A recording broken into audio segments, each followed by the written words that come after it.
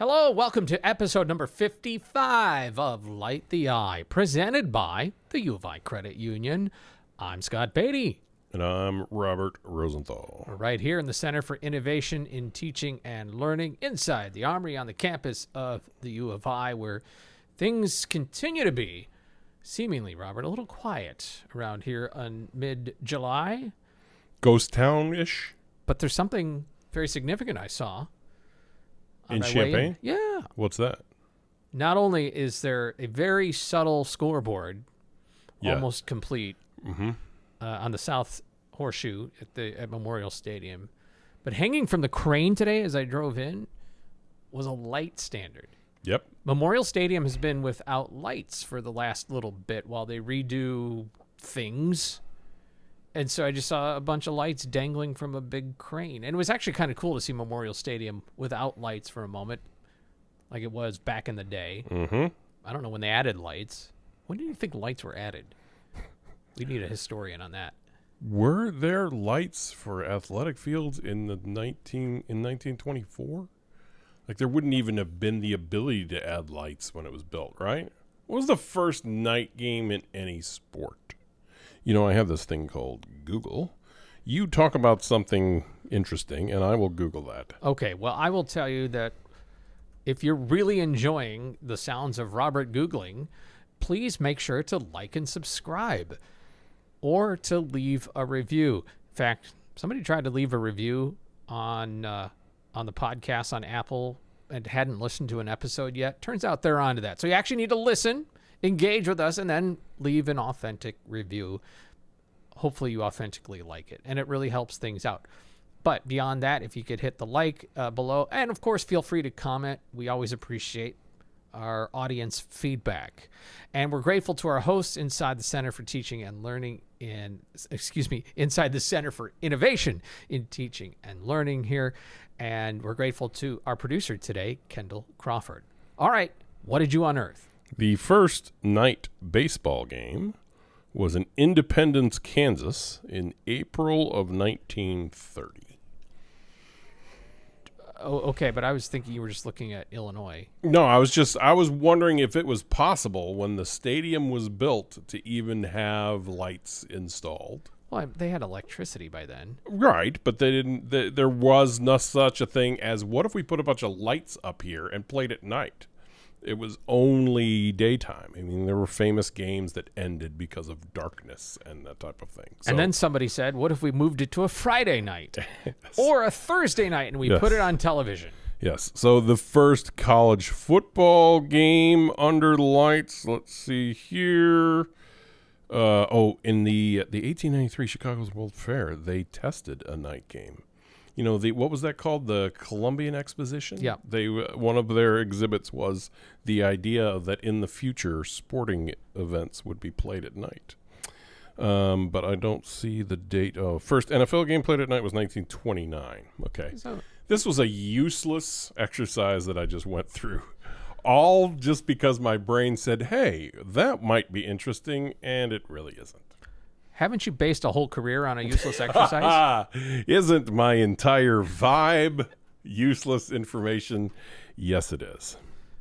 You know, we could tie this into lighting the eye. Indeed. Do they have the capability? We could. Okay. But I want to tell you that we're going to talk with Elizabeth Lumpkin Robinson. She is the new Illini women's tennis head coach.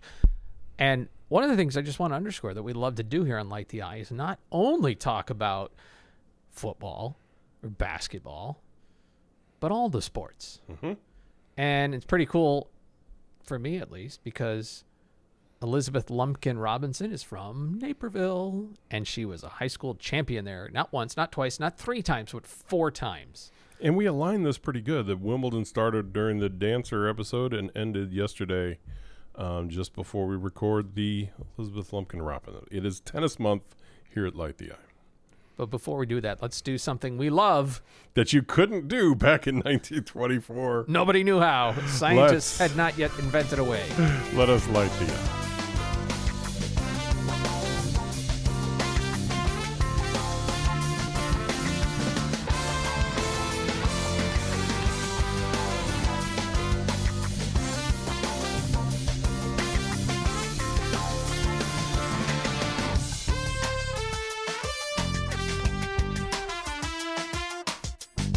last time we talked, we did this day in Scott Beatty history. Yes. Got another this day in Scott Beatty history. Hit me. And it relates to Naperville. My anniversary. Yes. Actually, I should say it's my wife and I's anniversary. Congratulations. 23 years today. 23 and me. Yep. We... you don't need to be involved in the 23-year celebration, let me tell you. Yes. You're welcome. But we got married in Naperville, so this is just, very... Of course, we both grew up there and met there, so very full circle moment. And... you know what I was contemplating the other day? This is God's honest truth. Probably I've been on a highway, though. I don't know if I've ever been to Naperville, Illinois in my life. Well, we may have to change that. Do you drive through Naperville on any of the interstates? Yeah. Okay. Well, then I've been physically in Naperville. Yeah. But I don't know if I've ever gone to a location in Naperville. We could take you on the Scott Beatty history tour. Oh, There's plenty of sites to is show it you. similar to the Kramer, the reality tour, the Jerry Seinfeld reality tour? Very much is. It might be even more boring. Okay, good. So anyway, happy anniversary to my wife, Christina. Happy anniversary to you. 23, that means you got married in 03. We did. It was a Sunday. Cheaper. Let's think of the status of Illini athletics.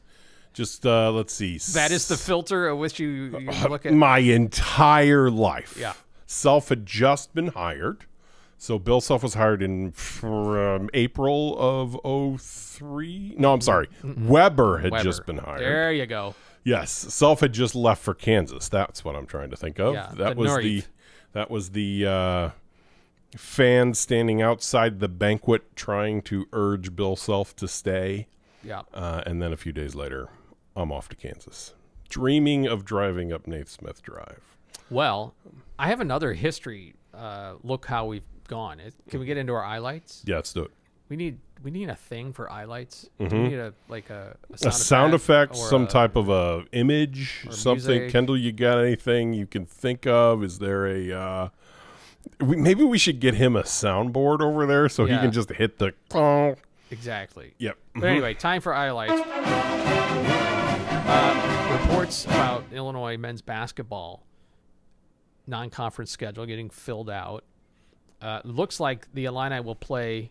Of course, this hasn't been officially announced. Sure. But it looks like the Illini are expected to play Winthrop on November 23rd. And many of you, when you just heard me say that, or if you already saw the note about it out there, had some sort of visceral reaction to that. Because Illinois has only played Winthrop one other time in history, and it was back in November of 2016. So it'll be 10 years and 2 days to the date of when Illinois last matched up with Winthrop. And why is that significant? I mean, all I think about is the 5'9" dude. That's all I think about. Do you remember his name? No. There was a plethora of them. Miami had that 5'10" guy that beat us. Keon Johnson. How many do you have? Do you have the stats in front of you? 38 points. Oh, good Lord. 15 of 21 shooting. And he only went to the free throw line 4 times. He went 4 for 4 from the line. 4 for 7 from distance. Just completely destroyed us. It's one of those games, there are those fans in the stands that will just, in their moment of frustration, just scream out, somebody guard him. Just the guttural reaction of I know you're trying to do this, but someone please stop him. And that was one of those games. Lost in overtime? 84-80. That was Illinois' first loss of the year. Mm-hmm. But many will... Well, let me ask you this. Can you remember the starting lineup? This is a good quiz. It's a good quiz. Fall of 2016. 16-17 season. So we're going to go LaRon Black. Nope. LaRon Black wasn't in the starting lineup? He was not. He was in the game, though. We're going, let's see. Is Brandon Paul still there? Nope. Hold on. Brandon Paul, he was done in 13. What am I thinking? Hold on. I got to reset my brain here. I'm going to go scorer. Malcolm Hill. Ding. I'm going to go, That's the year Kendrick Nunn left, right? He was not in the game. Jalen Tate, was he starting? Ding. Okay. Maverick Morgan? Ding. Not LeRon Black. No, but he came in off the bench. Aaron Jordan would have been a freshman, but I don't think he's starting. Nope. He played in the game. No points. Who have you said? Malcolm Hill, Jalen Tate, and Maverick Morgan. All right, you've named 2 guards. Aaron Cosby, was that his year? Nope. Nope. You need another guard, and you need another post player or wingish player. Who was the guard we got for 1 year? Just give him to me. This isn't good this audio. Is, free throws against Missouri. Tracy Abrams? There you go. Oh, he was still. That's right. He had a 6th year. Yep. Mm-hmm.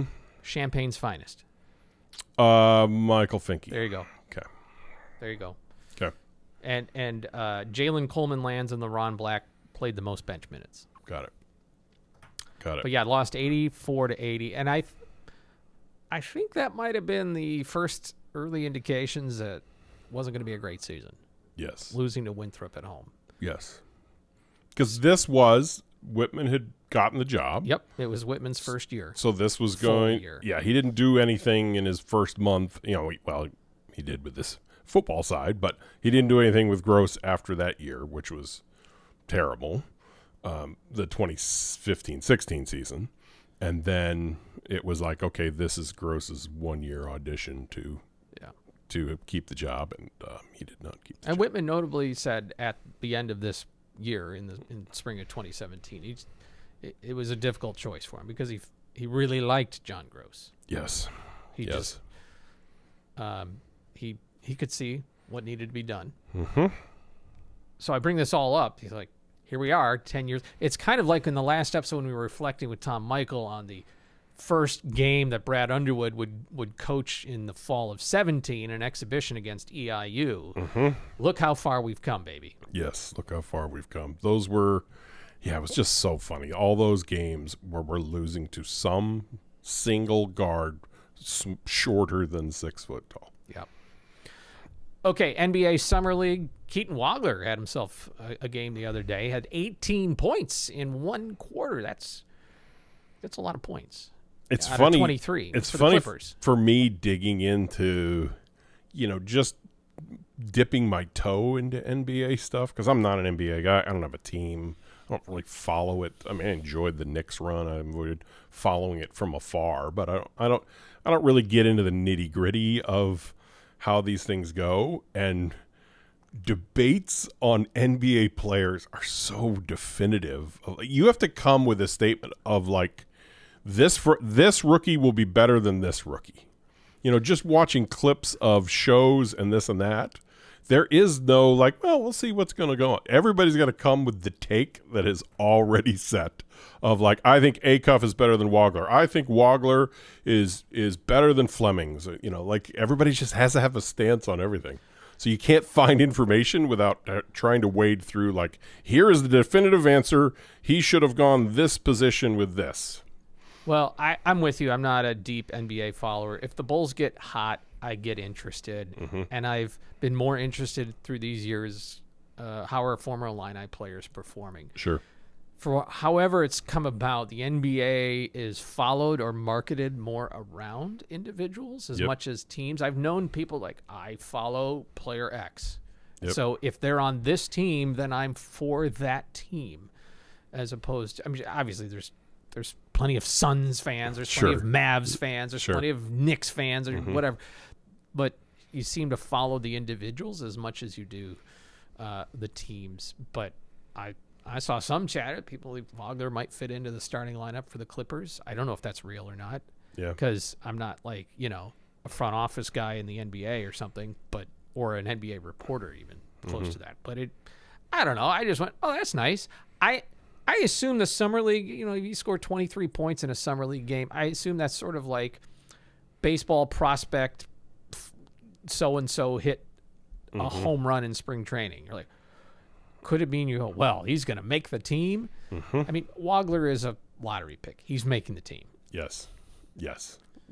I get the baseball, basketball analogy sort of breaks down pretty quick here. Right. I'm saying it's not nothing to score 23 points. I just don't want to I'm just enjoying it for what it is. Yeah. It's interesting how the whole idea of draft a 19-year-old kid and give him a few years to develop, again, just my observation as an NBA outsider, it seems much more heightened of we need to have a really good idea in the next 2 years whether he's a foundational piece kind of thing. Like there is no they took a chance on a freshman from high school. This is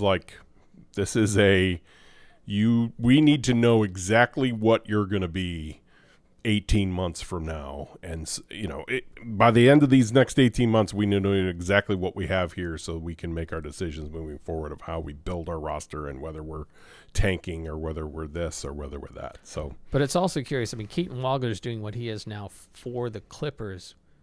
What they said when he was drafted is we saw him last summer, meaning now-ish, and knew then. Yeah. We knew then. This is before we all knew. I'd heard rumblings like, the coaching staff, the NBA people are kind of high on Keaton Wagler, so watch out. But I think he's still even surprised at that. Nobody said, there's a guy that's going to go get 46 in Mackey. Mm-hmm.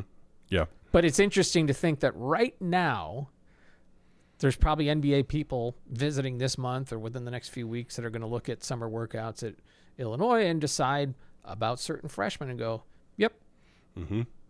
They're going to keep it quiet or whatever they're going to do, but they may know right now. Don't need to see anymore. Mm-hmm. I remember being at a camp and tool practice. Matt Lacoste was a sophomore tight end, and I think it was the Giants scout following him around. And he hadn't made the rotation here yet or anything else. I just noticed that this NFL scout is zeroed in on one guy at camp. And that stuff is fascinating to me. That he ended up playing for the Giants and scored a couple touchdowns on a Monday night game or whatever, and this and that. It's always fascinating to see how the scouts, that's their job, right? Discover a kid. They're like, hey, Illinois has this 19-year-old tight end who might not play for a couple years, has all the measurables. I watched him up close in drills. His hips are flexible enough, all the stuff that they're looking for and this and that. And that, before even the media is telling you, hey, this guy might make the rotation next year, this and that.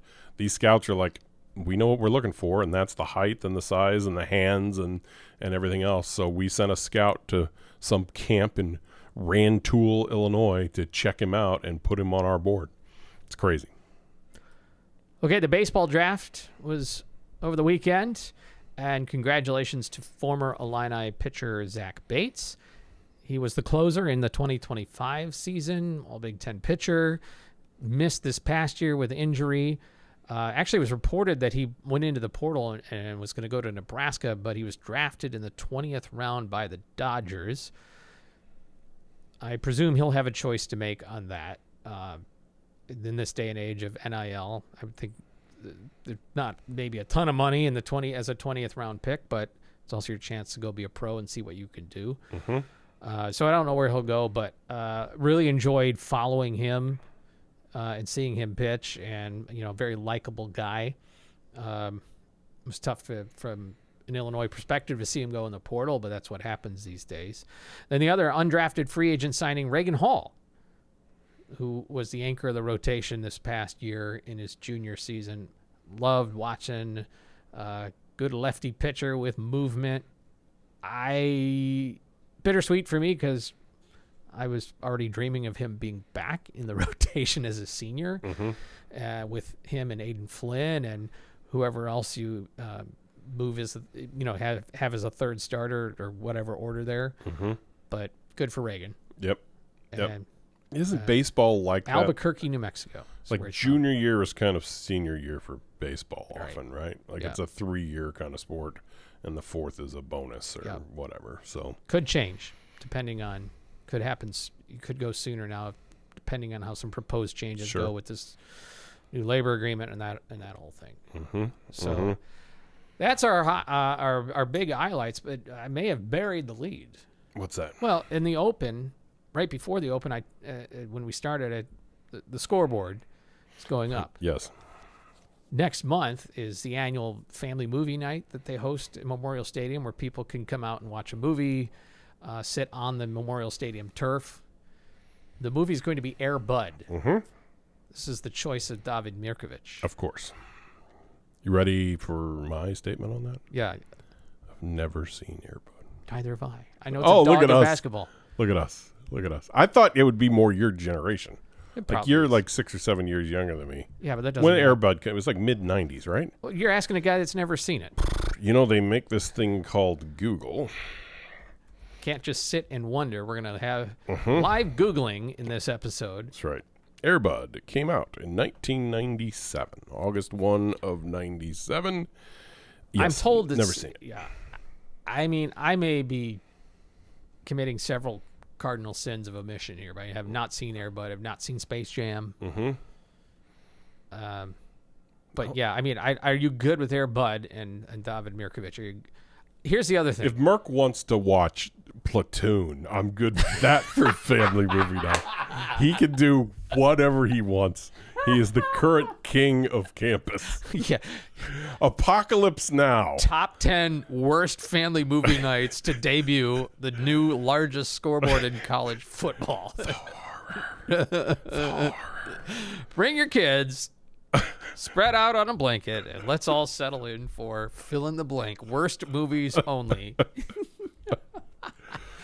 Yeah, he can have whatever he wants. Okay. He's Merck. We're not going to denigrate ourselves, though. We're not going to spiral into that common denominator of debating sports movies and which are the best, right? No. Okay. No. Okay. I can tell you one of the worst, though. Okay, hit me. Rudy. Yeah. I mean, it's okay, but it's all about Notre Dame, so who likes that? That's not a reason to hate it. That's absolutely a reason to hate it. What's your most watched sports movie? Let's just throw it out right now. Most watched sports Most movie. beloved, most watched, whatever. What's your movie in the sports Well, I genre? mean, you got to understand, in Sandlot, the hero becomes a baseball announcer. The narrator, at least. Sure. So that's automatic. Yep. But I do like the baseball movies. Field of Dreams, The Natural. Yeah. I'm Field of Dreams. I mean, obviously for a guy whose dad passed away when I was 20 years old, that's going to be the movie. But Field of Dreams will forever be number one for me. Yep. Can't watch it without sobbing. Maybe we should watch that on the field and have a bunch of grown men crying out on the Memorial Stadium turf. Okay. Kendall Gill in town. He has his annual golf outing this time of year for the Cunningham Children's Home. Great cause, by the way, helping kids in need here in the Champaign-Urbana area.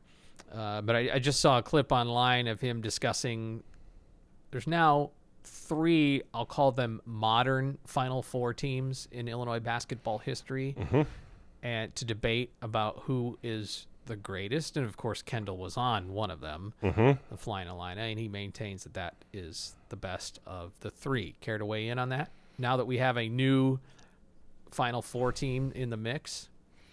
Because they were 1 seeds and this was a 3 seed, I think it would be hard to say that 26 would beat 05 or 89. So I have to have them third, this past season third. I go back and forth as to who would win a game. I mean, you could take the out of like basketball style was different and it was all 12-foot jumpers in 1989, and how would this team do against this when the 3-point line became so important and all that. Right now, because Nick Anderson is directly over your shoulder on that little poster in the corner, because, yes, bring it into the shot. There you go. Because of Nick Anderson there, I'm going 89. And that has a lot to do with the fact that I was a 15-year-old impressionable kid who thought Kenny Battle and Nick Anderson and Kendall Gill ruled the entire planet. I would give the nod to 89 also. I was only 9 years old, but I just think at the end, a slight edge. And truth be told, like Kent Brown in his book, 100 Things Every Illini Fan Should Know and Do Before They Die, also gives a slight edge. and obviously it's totally subjective, but I think at the end of the day, the aggregate talent amongst the rotation was slightly better in 89. And I mean, just the number of Kendall Gill and Nick Anderson, especially, both had really good NBA careers. Yes.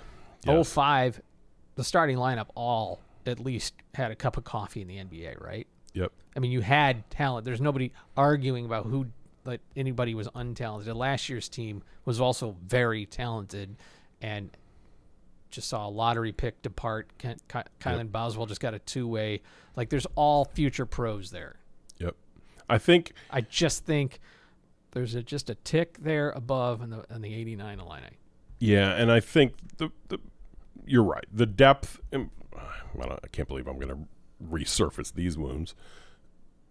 We saw the depth issue of the 05 team in the title game when James Augustine only played 11 minutes and fouled out.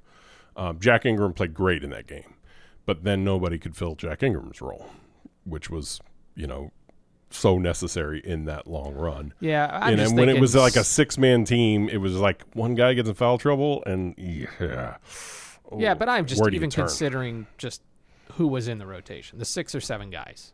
Yeah. I love the 05 team. Maybe it's just because I'm an old guy, but yeah, I lean 89.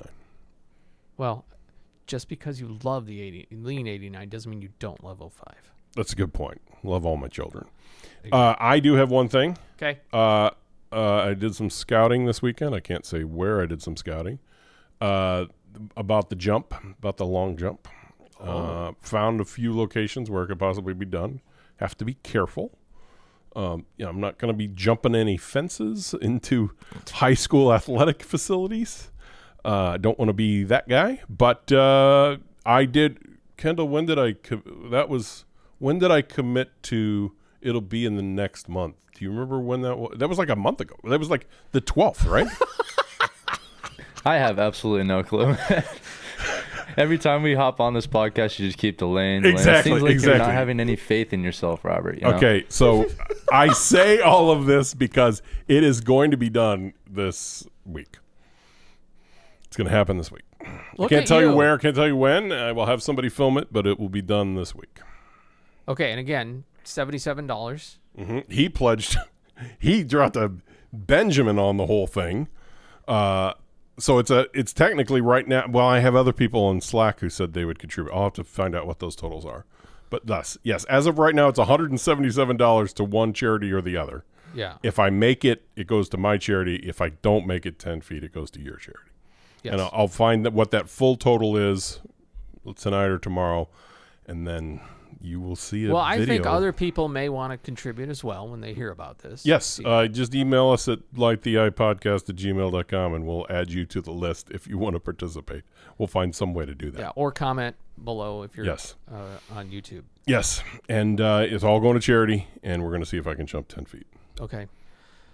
By the way, just something keeping your eye on. Keep your eye on. Not a line exactly. But your friends over there in Ann Arbor, Michigan, going to have a little meeting on Thursday. The Board of Trustees over there are going to look at some documents about an internal investigation about Michigan. And there is speculation and rumors swirling about Ward Manuel, the athletic director, who has already put out a statement that's saying, I have not had any conversations. I expect to be the AD going forward. Well, that seals it. Could this feel any more like 2016 and that's because here's what happened. 2015 and Bill Cubit? Yes and no. Some coaching departures for different reasons. So Dusty May just left Michigan to take an NBA job. Yes. Right now, there's no scandal behind that. That is just a guy who wants to go to the NBA now. I just won myself an NBA or an NCAA championship. Thank you very much. I'm going to go coach in the NBA. You could maybe read into more than, but I don't know anything more than just that face value thing, right? Mm-hmm. Okay. So what do? They have promoted Mike Boynton. And he used to be at Oklahoma State, right? Mm-hmm. Yeah. He was a long time Underwood assistant. And so you got to put an interim tag on somebody when the head coach leaves. Mm-hmm. And then they took that tag off and gave him a whopping 2-year deal. Identical to? Bill Cubitt. Yes. Now, Bill Cubitt took over in the wake of a scandal firing. Oh, a scandal firing of a football coach. Has that happened at Michigan? Yes, but this is a different sport. This is basketball. And the coach didn't leave under us. The previous football coach, the previous coach, that is, Jim Harbaugh, left after a national championship and then Under dark clouds. scandal? Weird. It's Well, almost he like was it just follows the taking a pro program. job, you know. Yes, yes. Oh, by the way, he's not allowed to coach in college for, you know. All then- I'm saying is that the when they announced 2 years, my first reaction, I put it on Twitter. My first reaction is like, okay, well, this is a Cubitt situation. They don't have the guy to hire the next guy, so they gave the interim a 2-year tag to kick the can down the road. Not a dagger to the heart of the program. It's not ideal, but it's not a dagger to the heart of the program. And they are just kicking the can down the road so that the next guy can hire the actual basketball coach that they want. So they only gave this guy a 2-year deal. That's, that was what it all smelled like when they only gave Boynton a 2-year deal and they didn't do an actual search. It's like, oh, well, then maybe they don't want that guy to do the search, and now these things come out. So seems I'm shocked that he's made it this far. I mean, you list out the number of scandals. I mean, we're not even talking about the Michigan football coach that was accessing student photo accounts on his website, who was arrested, and I don't know if he's in jail right now. Like he was using his Michigan football coach to try and get into co-ed's accounts. Like there are so many scandals under Manuel, but they won a basketball title and they won a football title, and I guess that fixes all scandals. It can in the eyes of some people. And I don't like that it does. Yes. But I'm surprised. There may be a reckoning coming. I don't know. I don't know. I'm following, there's plenty of national reporters that are keeping an eye on this. So Yes. just be interested to see how this whole thing develops. Yeah, it's weird. I mean, maybe the Board of Regents or whatever would say, like, well, it's really hard to fire an AD who delivered a football title in 23 and a basketball title in 26. But the just based on what happened with Sharon Moore and the on-campus knife incident and all this stuff, on top of all the other scandals that have been happening, is usually at most every school when a board steps up and like, I think let's just clean house real quick. Let's just start a new thing. ADs don't last forever. Some ADs only go 5 or 6 years. Let's maybe move in a different direction. This is a little too much. Mm-hmm. That is essentially why the house was cleaned at Illinois. Yes. And now For you have far less. For far less. And so the fact that this guy is hung on through, maybe it just took the titles to do that, but the fact that this guy is hung on through coaching scandal after coaching scandal after coaching scandal, and not just coaching scandals, like very public arrests and everything else. And it's pretty amazing. And it sounds like, according to reports today, that it's all coming to an end. Okay. We're going to visit with Elizabeth Lumpkin Robinson when we come back. Newly named Illini women's tennis head coach. Evan Clark announced his retirement a few months ago, and the search went on, and they found a Naperville product. Mm-hmm. And a very good tennis player, very good collegiate player, good pro player, and a good coach, Elizabeth Lumpkin Robinson. We're going to get to know her a little bit, maybe talk a little Naperville. It's too bad people won't get to hear it because so many people clicked stop the moment we both said we've never seen Air Bud. So, but sorry these to are the true disappoint you. believers. Yes. And I have a Naperville tie-in too before we're done. With And Air that's Bud? it. Sorry. No, with Illinois and the whole thing. Oh, excellent. Okay. Look forward to it. Light the Eye brought to you by Logic Co-working at the corner of St. Mary's and Neal in Champaign. It's the ideal workspace for you to get something done, whether it's for a one-day task or an indefinite amount of time as a remote worker. There's a bright and welcoming environment for you, and members can enjoy 24/7 access to their best-in-class amenities. My sister's in town along with my brother-in-law for the week, and they're getting work done at Logic Co-working. They heard about it right here on Light the Eye, and it's a great environment for you to be inspired, to connect, or to be in a distraction-free zone. If you're just doing a short-term option, there's day passes available, or, like I said, there's 24/7 access whenever you need, and take advantage of fast Wi-Fi, printing, office supplies, and a kitchen. Logic Co-working at the corner of Neal and St. Mary's, your place to get something done. Elizabeth Lumpkin Robinson is our guest. Last month, she was named as the new women's tennis head coach at the University of Illinois, the 9th in program history. She succeeds Evan Clark, who announced his retirement a little while ago. She is an alum of the University of California at Los Angeles, UCLA, where she was a standout player as well as a great pro career. And she's had coaching stops, among others, at Oregon, and most recently was the head coach at the University of Illinois, Chicago, where she was the Missouri Valley Coach of the Year this past year. She is, maybe most importantly, a native of Naperville, Illinois, and albeit at a tick below in status high school at Naperville Central, but she's here now in our Light the Eye studio. Elizabeth, congratulations and welcome, and I'm only slightly kidding about Naperville Central. Oh, thank you so much. Excited to be here. Yeah, congratulations. It at least took us by surprise when Evan announced that he was stepping away from coaching. How quick was this process for you to become the head coach at University of Illinois?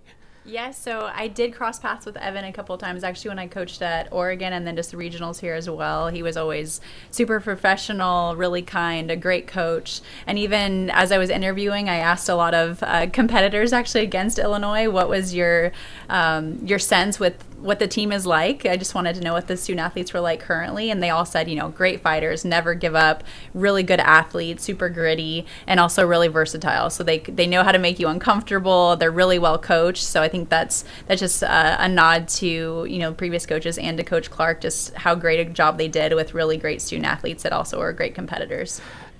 Coaches are used to making quick changes in their careers. That's just how it goes. We move from one place to another very quickly. So was it okay, this is here, this is an opportunity, and we have to decide in short order if this is what we want to do?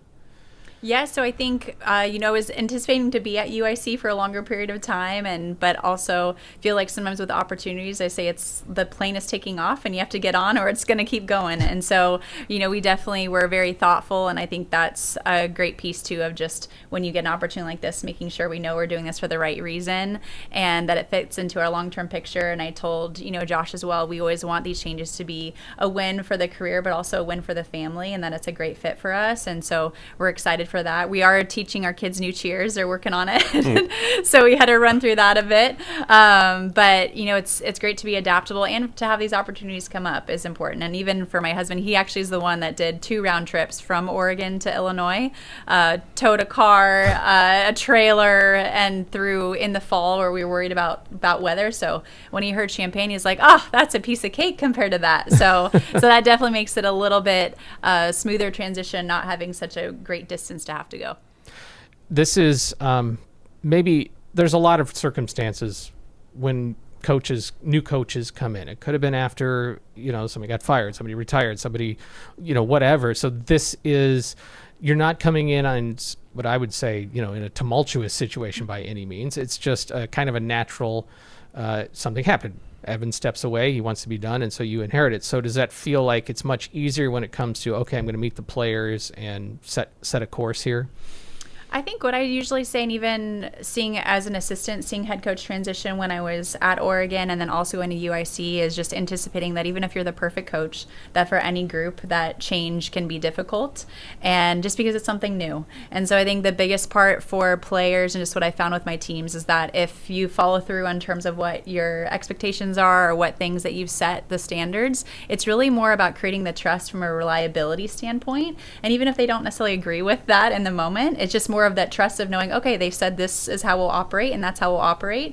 And so I think that's been something that I really appreciate and have seen in transitions that have been successful. And even at UIC, the team was extremely open to things that were different. And so when I talked with this group as well, I was like, I'm a very logical person. I want to talk with, your coaching staff and you all about what are things that are working. And obviously if it works well in my style, we'll do it, but there might be times that we make a change. But whenever I'm challenging them or challenging them to be out of the box a little bit, that the intention is always to make them better or to do what's best for the program.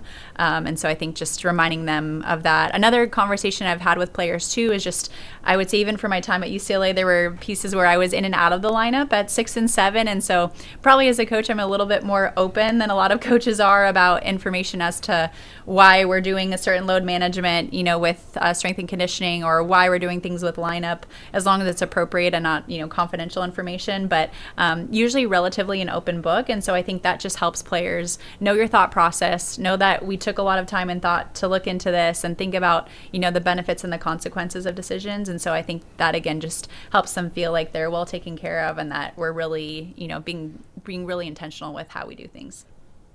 So when you're a player at UCLA and when you're an assistant coach at Oregon, did you ever imagine, you come back to Illinois, you're the head coach at Illinois, and you're going to be playing against UCLA and Oregon and the West Coast teams? I mean, it's such a strange thing with a national conference now.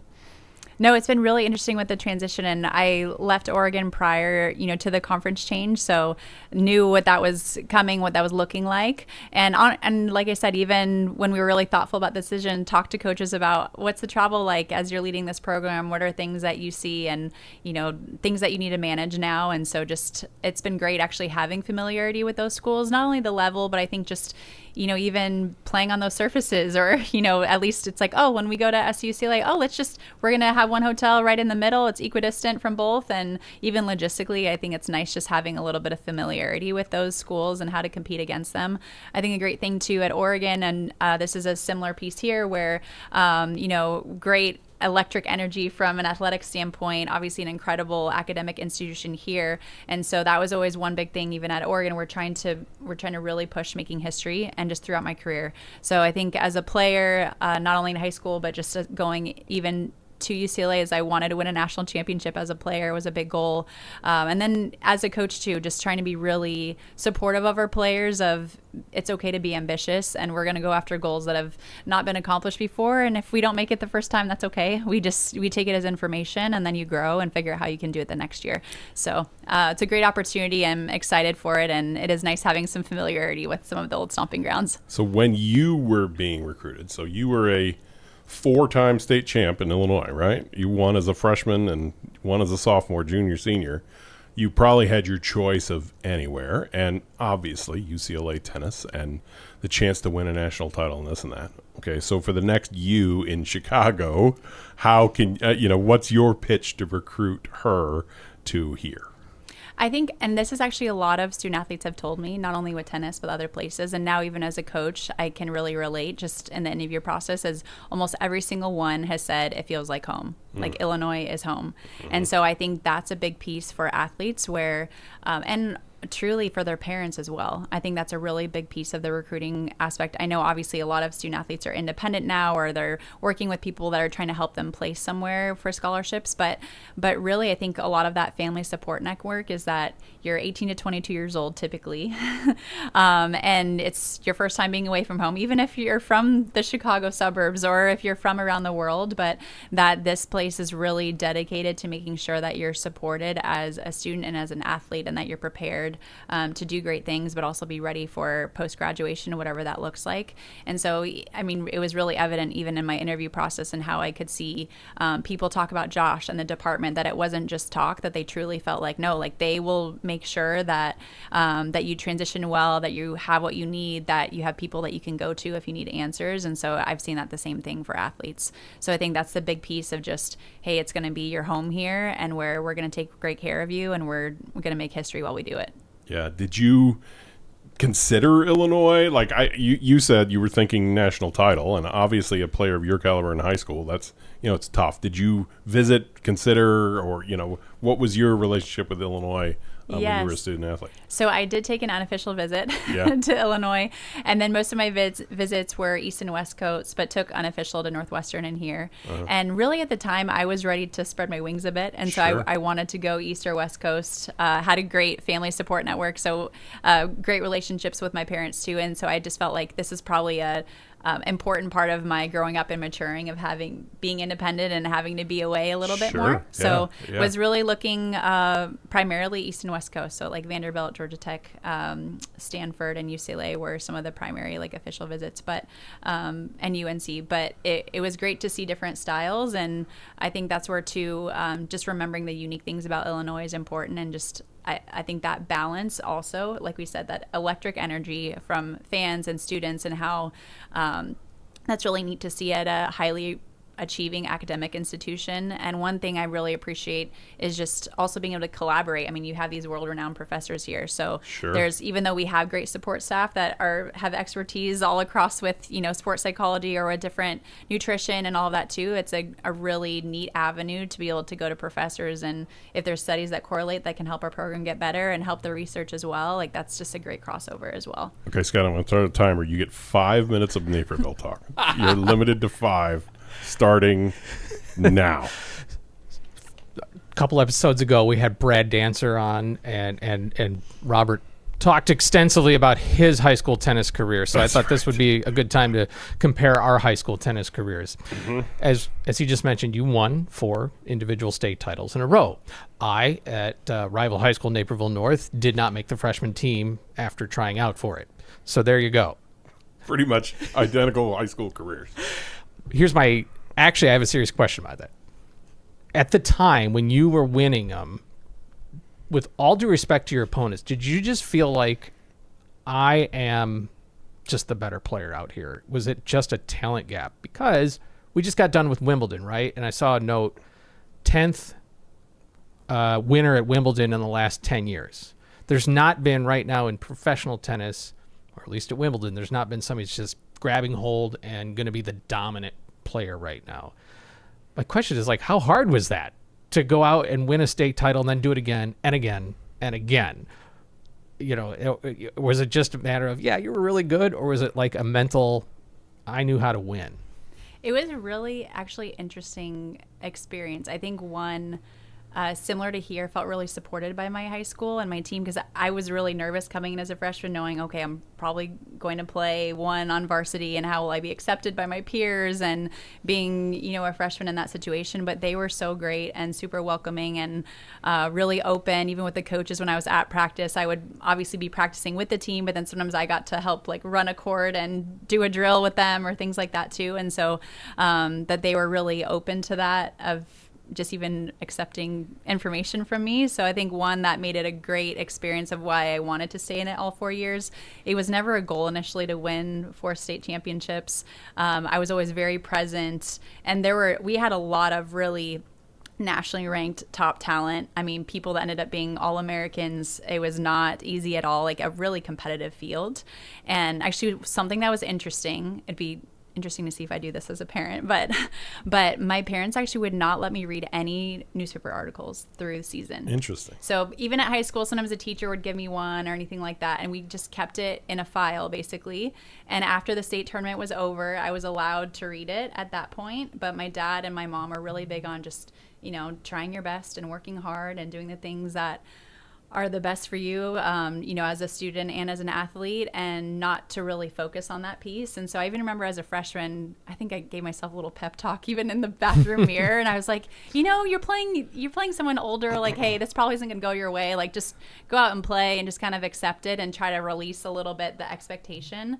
And so it definitely was not where I was going and thinking, I'm elite and dominant, I just got to wrap up business. So it was a really neat experience to have that as a prep athlete, because especially in individual sport, you typically didn't have as much recognition in terms of in newspapers or with TV coverage. And so it was a great way to highlight, Naperville Central, but also just how great my team was. I mean, they were always there, on the weekend to support me. And so I just really appreciated that experience too. I mean, I guess maybe because I'm a failed tennis player, like I know, I at least have a sense of tennis is so hard mentally. it's just you and that other person, and there's the physical execution. But the inner game of tennis was the big book that came out about how to like get out of your own way mentally. And did you carry on what you described there in your high school days into your college days and into your coaching about whatever it takes between the ears to what you described to me? Sounds like I'm just sort of taking this as it comes. You didn't have to do a lot of self-talk. I mean, is that accurate? And is that something you bring into even to coaching now? So I think I definitely evolved from the sports psychology standpoint of learning to actually be a little bit maybe that feistier competitor actually in college tennis. The self-talk sometimes was normally positive, but out loud. So I remember when people went to my matches at UCLA, they're like, who is she talking to down there at the fence? And my husband now, who I was dating in college, he's like, oh, she's just talking to herself. That's just what she does. And so normally it was very positive, like, oh, you can do this. Next point, right here, those types of things. But I learned to be, I think, a little bit more confident as a, quote, fighter or competitor in college of just like, no, like, I'm going to win if you put me out there, and putting in the work where I felt like I could actually truly confidently saying that, even though my parents were so definitely pushed and just talked about being, humble and all of those things. So I think I found another gear of competitiveness in college.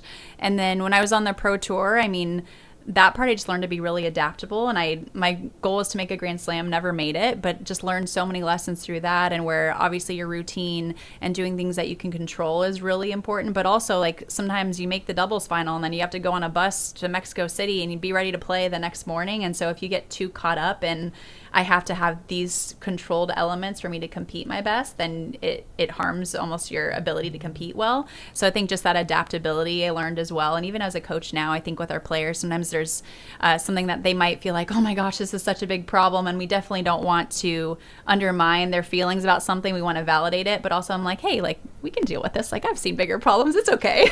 And so just giving that sense of like, there's always something where we can find a way, we can work together, we can figure it out.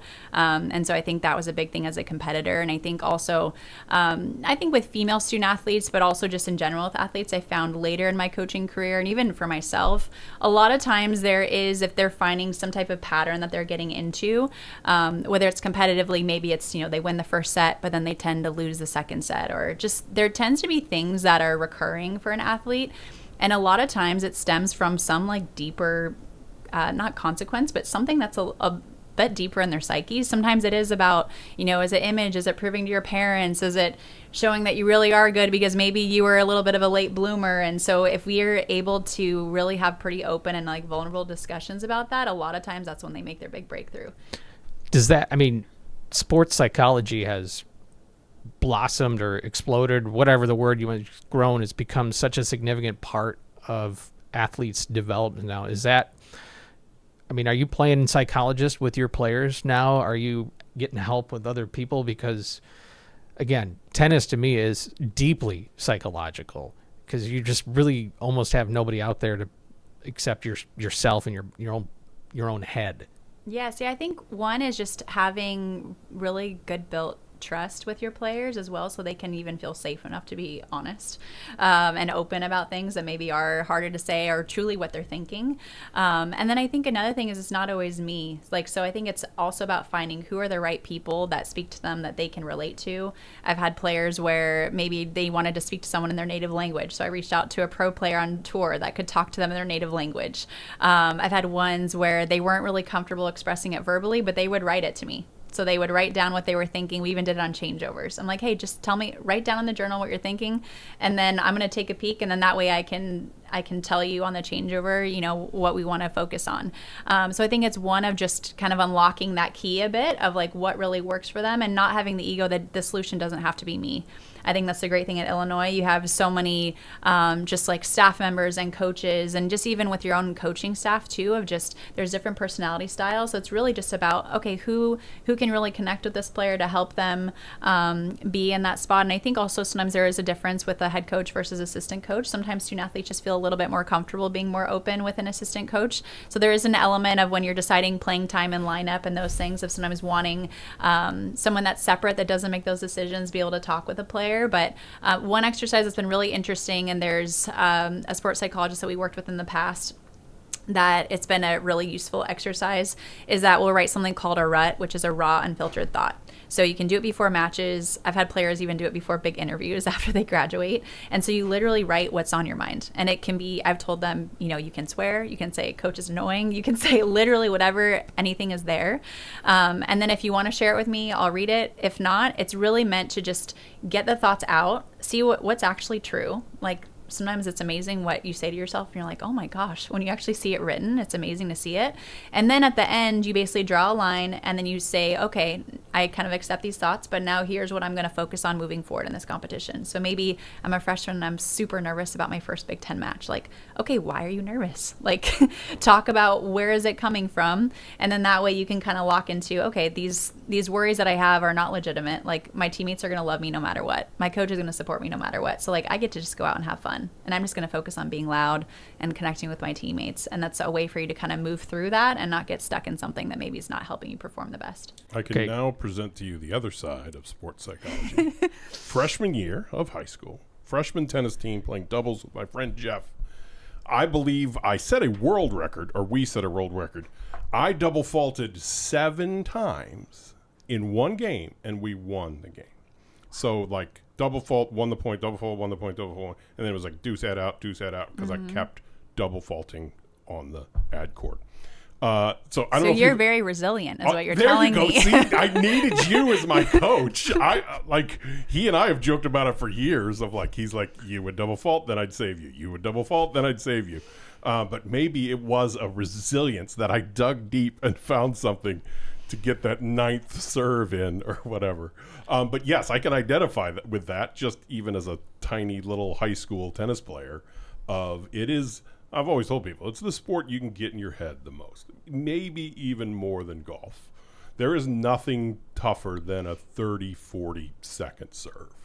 The thought of don't screw this up can ruin a tennis player, because the moment you try to not screw up, it's over. Or you send the easiest, weakest serve in history just to get it in, and it gets pounded. So that's all fascinating stuff for me. And I think I don't even have a question in there. I just know that I needed you as my mental coach, because we didn't cover that in Southern Illinois in the late 80s back in my day. Basically, this interview is just you coaching us, helping us through our. Yes. We're gonna just put our ruts out and let you react. Maybe we should do that. Whatever Pause, works. Do 5 minutes of ruts. Robert hasn't gotten over double faulting 7 times. It's a great story. We won the game. But do I get stoppage time on Naperville because yes. No, you're fine. Yes, Yeah. There's injury time here. Go ahead. Okay, we got to just love on Naperville for a moment, if that's all right. Riverwalk, favorite places? Oh gosh. So actually one place that we've recently gone, and on Mondays they have good deals as well, is Giamia's downtown Naperville. So, and it's actually, my kids love the grilled chicken too, so it's a win-win for everyone. Didn't exist when I was there. So that's one place that I would say has been a more regular, but there's so many great places there. Maybe I should do this with the two of you, like best cup of coffee. If I need a cup of coffee, I know you're a coffee guy. If I need a cup of coffee in Naperville, where should I go? Normally, I don't make it that far. Usually, the best cup of coffee is the quickest to your hand. Yes. So that tends to be at home. That's a tough one. My husband, he's in physician assistant school at Midwestern, so he probably would know the best coffee spot. So I'll do more research on that. There you go. Do you I think have Pete's one? coffee is just fine to me. All right. It's on Yeah, you're Ogden that Avenue. guy. You just need warm cup in your hand. Well, I'm a step above gas station coffee. Yes.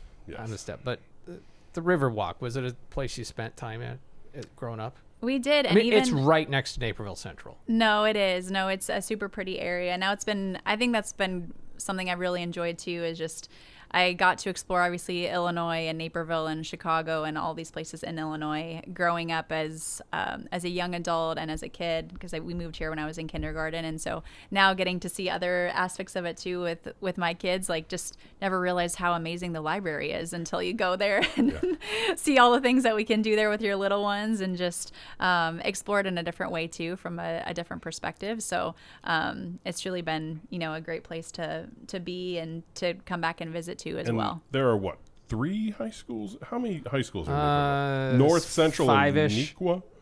Is it Nequa? How do you pronounce it? Nequa Valley. Matea and Wabanzi, and then Bennett Academy's in Lisle, but that's kind of, that's the parochial school. Right there, yeah. And that is really good at athletics also. So yeah, I remember, when I'm a freshman here, you meet somebody from one of those massive high schools. And it's like, yeah, I graduated 570 people in my high school graduating. How many were in your graduating class? Do you remember? 700.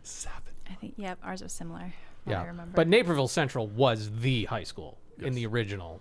I mean, it's right near downtown. And when there was only one high school, it was just Naperville High School. I remember watching the John Hughes movies where high schools were campuses and kids were walking to buildings and things like this. And I'm like, what? Like this doesn't exist. This is a different world up there. There were 770 people in my entire high school, and you had 700 in your class. Yep. Different high school experience. We rise above. Yes. A lot. Yes. So, being from the state of Illinois and the Chicago area, but you look at roster right now, Ohio, Florida, Australia, Elmhurst, Illinois, Missouri, Florida, Romania, New York City, Japan, and Virginia.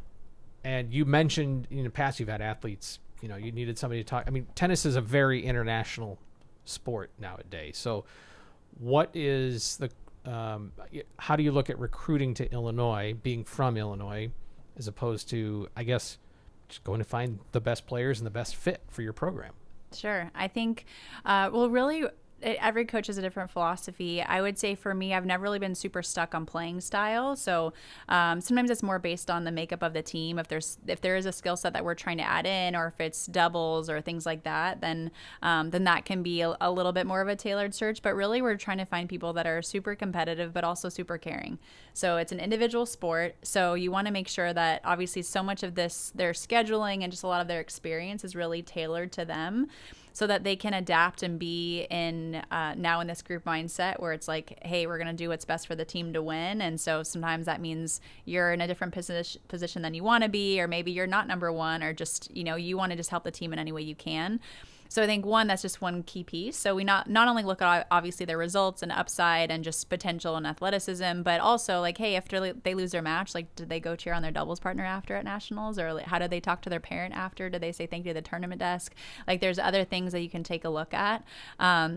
And I think from a recruiting perspective is we want people that want to work really hard and get better, and obviously can handle the academic load as well as the competitive side. And I think obviously our conference is so competitive, just people that are really resilient, and that, even when we had conversations, leading up to taking on the program, is just saying obviously we want to win Big Ten championships, but we also have to realize it might be a tough year in the conference, but you can make a great run at NCAAs. And so I think just having that even experience at UCLA, we honestly almost never had a team goal to win regular season or to necessarily win the conference tournament. It was just, we want to win a national championship. And if there's a byproduct of winning the conference championship, great. So I think just people that are really willing to grow and be bold enough to go after things like that is really important. So again, sometimes that means taking on a technical change or different changes in their game that they need to do for the long-term development. And it's we would love for them to be from Illinois. That's even better, but we also are really open to across the world. So we just want people that fit those quality characteristics. And like I said, just can be a great team. We really want our team to be super tough, but also together. If we're just, I don't want it to just be an army of tennis players that can just deliver results and not actually enjoy their experience, because there's so many great things to enjoy about being here at Illinois that I want them to have that joy too, and in their career as they get to be here and really feel yes, they get to be here. And it's not just something that they're doing just to check the box. One question based on, you mentioned lineups there, and I've always been fascinated by this. Sometimes there's the theory of we'll take her and put her one. Just maybe a better player, we'll put her two. She's better in that slot. There's these matchups with that team, this and that. Again, going back to Southern Illinois high school tennis, you'd have those teams that to beat them, we'll put our best guy at 4, our second best guy at 3.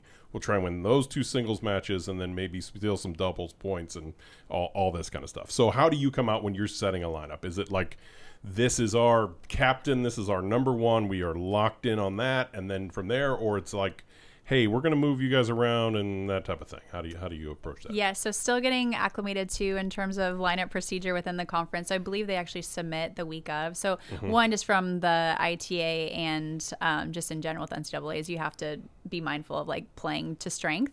Yes. So obviously you can't just move someone that would normally be 6 or 7, be like, oh, I'm deciding to put them at 1 this We'll week. sacrifice them at 1 and then try and win the or others. you Yes. can move usually by 1 spot. So you have a little bit of room to move, especially if someone's making a great run.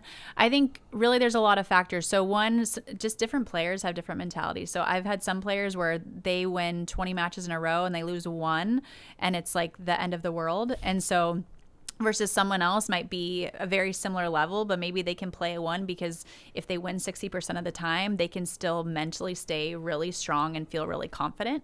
So sometimes it's not only the level, but just how they operate as well, of just what works for them in terms of sustaining motivation, how easily if they have a loss can they kind of move forward. Sure. And then sometimes there is game style things where we'll look at matchup if we have the ability to be flexible in the time frame we have of just what makes sense of against who we're anticipating we're going to play. But I think also a great thing this happened at UCLA was it was a little bit more reliable. I think you could tell who you might play in the lineup.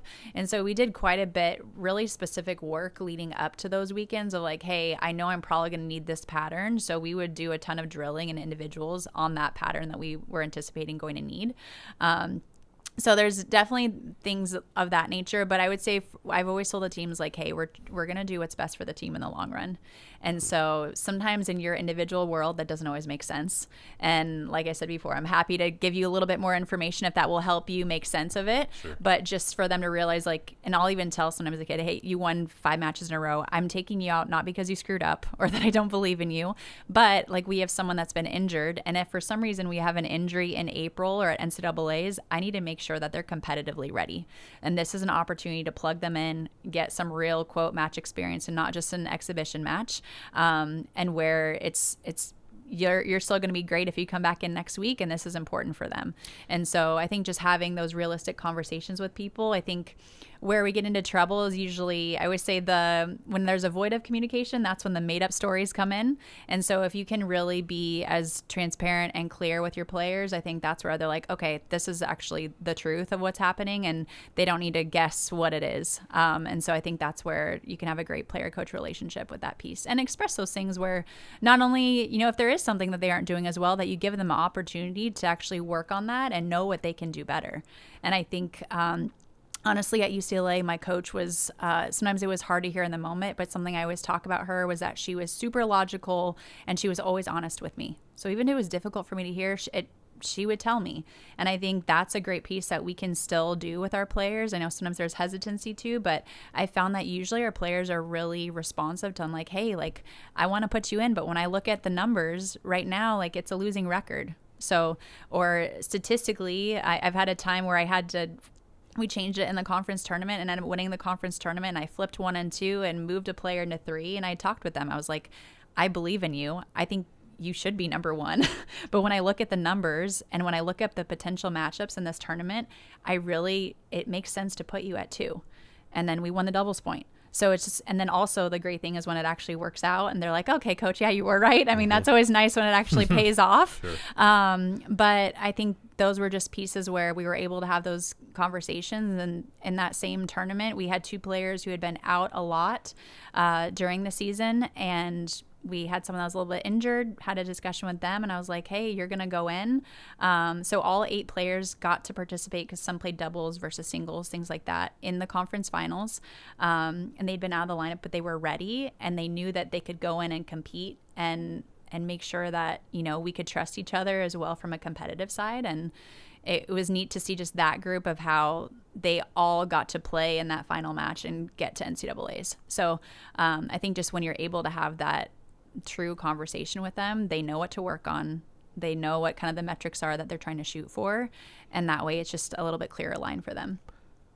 Well, I feel like I've been counseled very well here. So Yeah. appreciate it. I know things are, even though it's a summer lull to the outside world, this is a big time of busyness and transition for you. So thank you so much for making some time for us. What is priorities for you between now and the start of the season in the fall? I think for us, really, it's like people and processes. So we just want to make sure that our team's ready to go, that our support staff, that we're on board.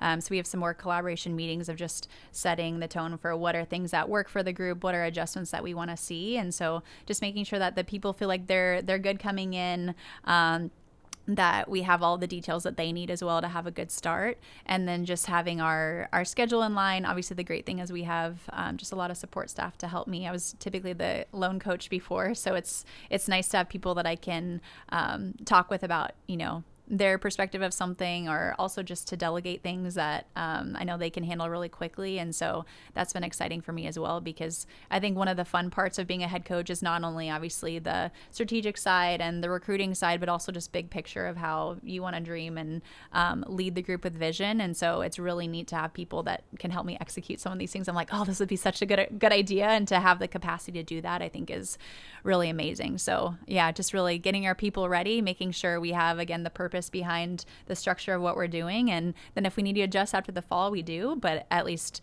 we really know for the starting foundation of why we're doing things the way we do them. Well, welcome to Champaign. Thank you. Good luck on the house hunt. Yes, thank you. Good luck on you getting all the craziness settled down, and the kids in school, and yes, and everything else. And we look forward to your season. Yes, thank you so much. Thanks for having me.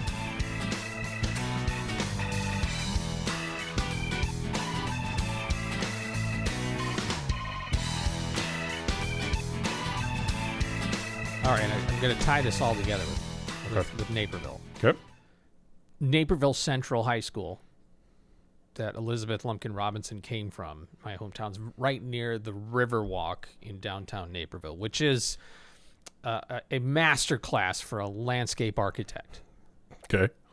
Never seen it, never heard of it, never. Yeah, I don't think I've ever heard. I didn't know there's a river. There's a river in Naperville. This the is news DuPage to me. River. Sorry, I'm a St. Louis guy. You could just hop on the DuPage River and make your way to the Mississippi eventually. Okay. That's not the point. Okay. Riverwalk is a big thing in Naperville. Got it. But there was a point when it wasn't so. Mm-hmm. Okay. This is maybe even before my time. Mm-hmm. Well, you know who's from Naperville is Bob Odenkirk. Mikey Dudek. What? No, Bob Odenkirk. Bob Odenkirk. Better Call Saul. Star Yes. Better Call Saul, Simpsons writer Yes. fame, Mm-hmm. among other things. He's from Naperville. Okay. Well, there was a point, as I understand it, he was a writer on SNL. Okay. And he is the writer behind the famous Chris Farley Van Down by a River sketch. Okay. And in his mind, when he wrote that sketch, was the Riverwalk, or an area right near it where back in the day a bunch of ne'er-do-wells would just go hang out in a van down by the river. So Van Down by the River was DuPage River in Naperville. At least in Bob Odenkirk's mind. Mm-hmm. This was sort of the inspiration of it. Okay. So I like to think, Mm-hmm. because I told you that today's my wedding anniversary. Yes. My wife and I, as was the fashion at the time, wanted to do our photos before the ceremony so as to not, make our guests wait all that time between the ceremony and the reception, especially on a Sunday, getaway day. Mm-hmm. So we did what the couples call first look. Oh yeah, where you turn around and you see each other her for the first time since you're seeing each other before the wedding. Got it? Yeah, which we did on a bridge at the Riverwalk, right over the DuPage River. Mm-hmm. And there's some part of me that wonders, was that the bridge where they used to hang out in a van down by the river? So you're saying it used to look trashy, and then it got all landscape architecture. Some landscape architect came through there and cleaned up the joint. That's right.